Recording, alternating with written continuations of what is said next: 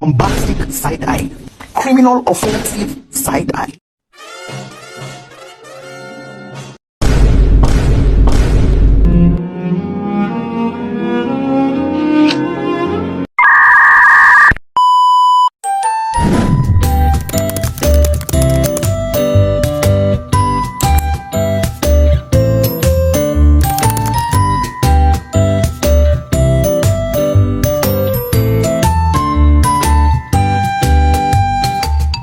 Assalamualaikum warahmatullahi wabarakatuh.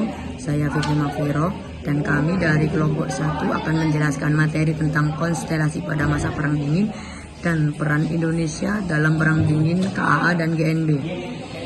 Pada masa Perang Dingin 1947 sampai 1991 terdapat sejumlah konstelasi politik, ideologi, dan militer yang membentuk dinamika hubungan internasional.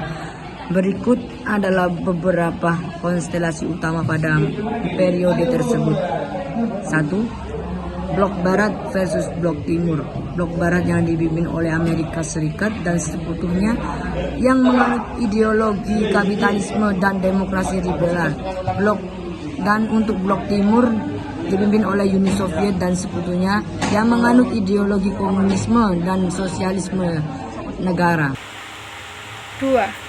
Perang Korea tahun 1950 sampai 1953. Perang ini adalah contoh ketegangan langsung antara Blok Barat dan Blok Timur. Korea dibagi menjadi dua negara, dengan Korea Utara didukung oleh Uni Soviet dan Cina, dan Korea Selatan didukung oleh Amerika Serikat dan PBB.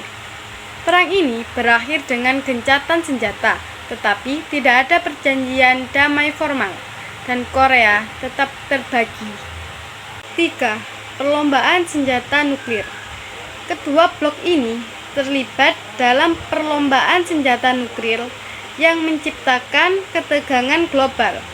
Keberadaan senjata nuklir meningkatkan resiko perang total dengan fenomena seperti mutuali, assured destruction, disingkat oleh MAD, yang menghalangi konflik langsung antara Amerika Serikat dan Uni Soviet. 4. Perang Vietnam 1955 sampai 1975. Ini adalah perang besar lainnya di mana Blok Barat Amerika Serikat berusaha untuk mencegah penyebaran komunisme di Asia Tenggara dengan mendukung Vietnam Selatan melawan Vietnam Utara yang didukung oleh Uni Soviet dan Cina. Vietnam akhirnya jatuh ke tangan komunis setelah kemenangan Vietnam Utara pada tahun 1975. 5. Krisis Kuba 1962. Salah satu momen paling krisis dalam Perang Dingin Uni Soviet menempatkan misil nuklir di Kuba yang berada di dekat Amerika Serikat. Ini menyebabkan ketegangan tinggi antara kedua kekuatan super yang hampir berujung pada perang nuklir.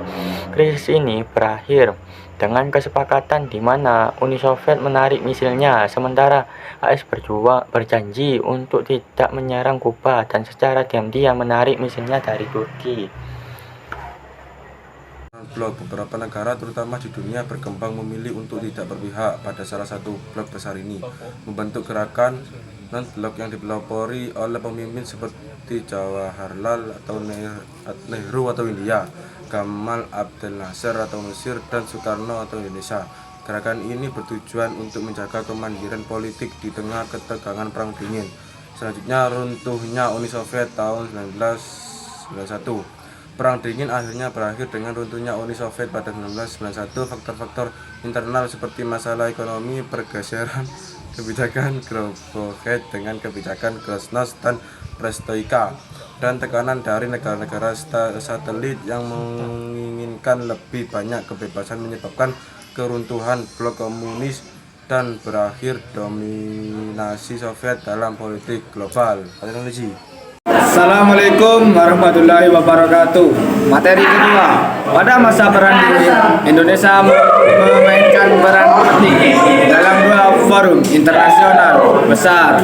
1. Konferensi Asia Afrika KA 1995. Indonesia menjadi tuan rumah KA di Bandung yang dihadiri oleh 29 negara Asia dan Afrika yang baru merdeka. Tujuan utama KA adalah menghindari pemihakan pada blok barat dan timur, mendukung dekolonisasi, dan memperjuangkan prinsip bebas aktif dalam politik luar negeri, yaitu tidak terkait pada kekuatan besar manapun. Gerakan non-blok didirikan pada tahun 1961. GNP adalah forum negara-negara yang memilih untuk tetap netral dan konflik ideologi paling dingin. Indonesia sebagai salah satu pendirinya mendukung kemandirian politik dan ekonomi negara-negara berkembang serta menentang kolonialisme dan imperialisme. Kedua, inisiatif ini mencerminkan upaya Indonesia untuk menghindari keterlibatan dalam ketegangan global dan memimpin negara berkembang dalam memperjuangkan kemerdekaan serta kedaulatan. Dampak dari posisi Indonesia dalam Perang Dingin. 1. Indonesia sebagai pemimpin moral negara-negara berkembang. 2. Menghindari keterlibatan langsung dalam Perang Dingin. 3. Mengangkat isu dekolonisasi. Dengan demikian, Indonesia memanfaatkan momentumnya di KA dan BNP untuk menegaskan dirinya sebagai pemimpin negara-negara non-blok yang tidak terikat pada ideologi maupun kekuatan besar, namun tetap berusaha mengedepankan solidaritas dan kemerdekaan dalam politik internasional.